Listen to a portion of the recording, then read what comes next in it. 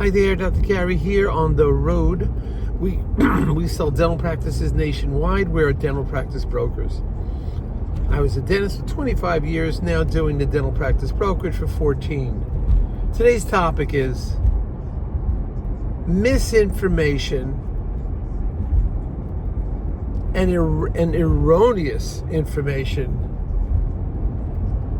gets into the ear of the dental practice buyer.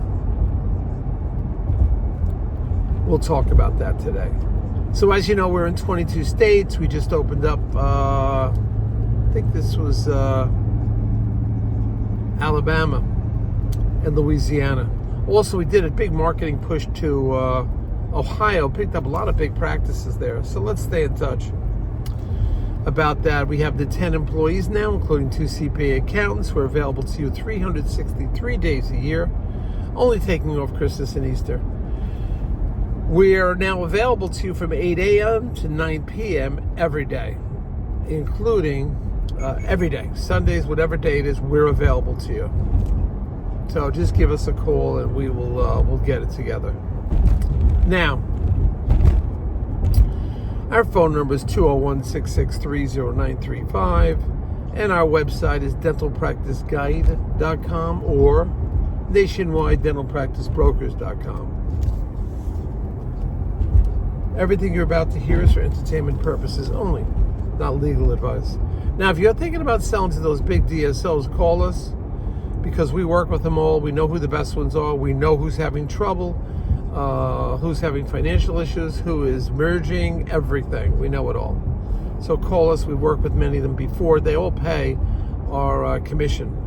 So you work with us, majority of the time, there is no commission to the seller on the big deals, the DSO deals. But also, if the practice is selling for $1 million or more, there's no legal fees. Do not have to pay legal fees. We will reimburse your legal fees upon successful closing. You got to go to closing, but we'll reimburse them based on some very minor criteria. Anyway, so that's an all practices $1 million or more selling for. Everybody gets their legal fees reimbursed. It's worked out quite well, just based on small criteria. Now, what happened? You know, we negotiated the deal. Deal is done. We've agreed on the price. The buyer was happy. The sellers were happy. The buyer was the type of practice the buyer was looking for. You know, $1 million practice in the vicinity that the buyer wanted. And it's just really excited. So this was the perfect practice. The buyer said, I've been looking for 2 years. Everything all set. Very happy with the buyer. The sellers were happy with the buyers. I mean, it was like really a match made in heaven, if you want to call it. We negotiated everything. Attorneys are writing the contracts up. All of a sudden, what happens? And the buyer was paying top dollar, but it was worth it because it met their criteria.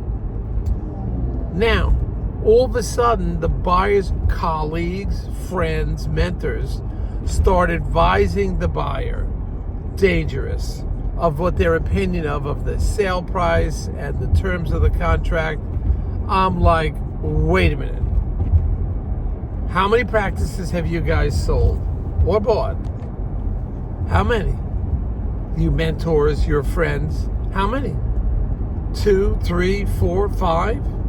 Well, you know, I've been doing this for 14 years. I sold over 186 of them, plus multiple other transactions beyond that number. So, you got to be kidding me. That you're advising a buyer, you don't have the details, you don't have the statistics, all you hear is what the gross was and what the buyer is paying. And then you're saying it's too much. Well, what do you know about? Do you know what the year 24 was yielding? How high the gross was in the first half year of 24? Have you seen any of the stats? Have you seen anything else? What have you seen? Did you see all the data reports, the tax return, the discretionary expenses? Have you seen any of that? So here is the problem. When buyers get misinformation or opinions from those not intimately involved in every single detail on the practice, I mean all the reports, all the data, all the tax returns, all the discretionary expenses, all the profit and losses, everything, plus the fact the seller had taken off that 1 year and they dipped down a little bit because of double back vacations and some other reasons. So they only went down 1 year, and then they came back up. They took off, they almost 2 months a year for a year. They didn't work, almost a month and a half between sickness and travel. So these mentors and these friends are mentioning this. You're paying too much for the practice. What does the word too much mean? What if a practice sends out all the endo, all the perio, all the oral surgery, all the ortho, all the implants, all the implant surgery, everything goes out, and they don't advertise?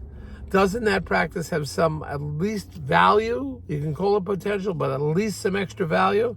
Because if you keep the endo in-house, the oral surgery in-house, implant surgery in-house, your practice could go up 20, 25, 30% in a short period of time. And if you're not advertising, the present seller is not advertising, you can go up 10%. Now you're talking about 25, 35%. It conceivably, my opinion, go up. Do you know that? Do you have a list? You, the mentor, telling the buyer they're paying too much. Do you have that information? Are you armed with all the data?